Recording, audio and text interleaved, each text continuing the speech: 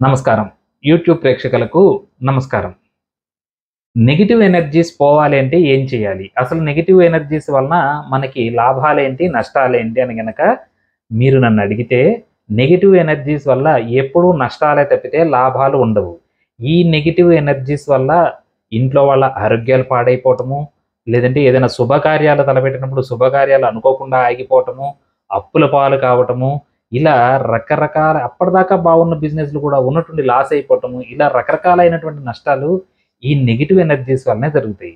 మరి ఇంట్లో ఉన్నటువంటి ఈ నెగెటివ్ ఎనర్జీస్‌ని మనం పారదోలటానికి ఏదైనా ఉపాయం ఉందా అని గనక మీరడిగితే, ఉపాయం చక్కగా ఉందండి. అది అందరూ చెప్పినటువంటి విధానమే.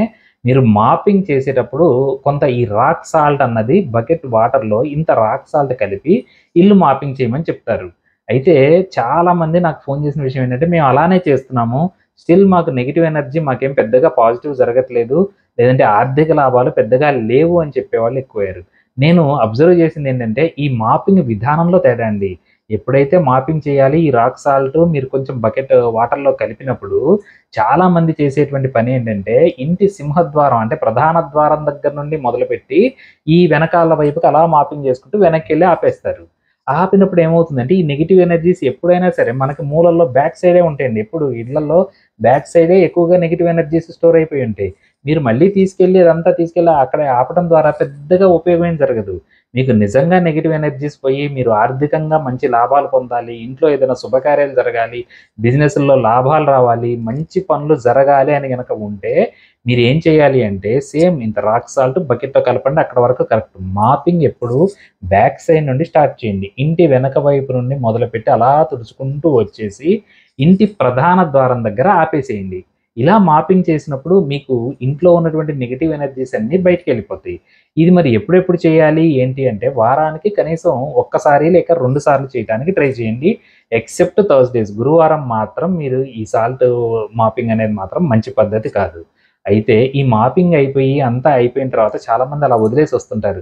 కానీ మనకు నెగెటివ్ ఎనర్జీస్ అనేవి ప్రధాన ద్వారం గుండానే ఎక్కువగా అంటే పాజిటివ్ ఎనర్జీస్ వచ్చేవి అక్కడి నుండే, నెగెటివ్ ఎనర్జీస్ వచ్చేవి అక్కడి నుండే. మనం మరి ఓన్లీ పాజిటివ్ ఎనర్జీస్‌కే మనకి ప్రధాన ద్వారం తెరిచినప్పుడు రావాలి. అప్పుడే గదా మీకు ఆర్థికంగా అభివృద్ధి పొందేది, అనుకున్నటువంటి శుభకార్యాలు అన్నీ నెరవేరేవి అప్పుడే గదా! నెగెటివ్ ఎనర్జీస్ మరి ఎలా ఆపాలి?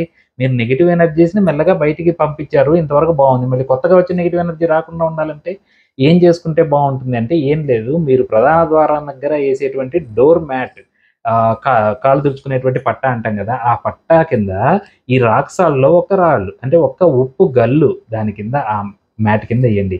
అది ప్రతిరోజు ఒక గురువారం రోజున మాత్రం వదిలేయండి. గురువారం వద్దనే చెప్తున్నాను. గురువారం ఒక్కటి వదిలేసేయండి. గురువారం మీకు నెగెటివ్ ఎనర్జీస్ వచ్చే ఛాన్సులు లేవు. ప్లస్ గురువారం సాల్ట్ వాడటం అనేది మంచి పద్ధతి కాదు. కాబట్టి ఈ గురువారం తప్పితే మిగిలిన అన్ని రోజులు గూడా ఈ ఉప్పు కల్లు ఒకటి డోర్ మ్యాట్ కింద పెట్టేయండి.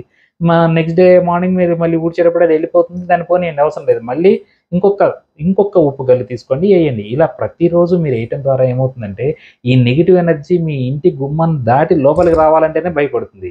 ఈ నెగెటివ్ ఎనర్జీస్ అన్నీ ఎళ్ళిపోయి క్లియర్‌గా ఉండి చక్కని జీవితం ఉంటుందండి. హ్యాపీ లైఫ్ ఉంటుంది. ఆర్థికంగా కూడా చాలా లాభాలుంటాయి.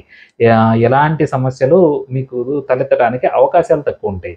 కాబట్టి నెగెటివ్ ఎనర్జీని నేను చెప్పినట్టుగా చేసి మీరు క్లియర్ చేసుకోండి. నమస్కారం.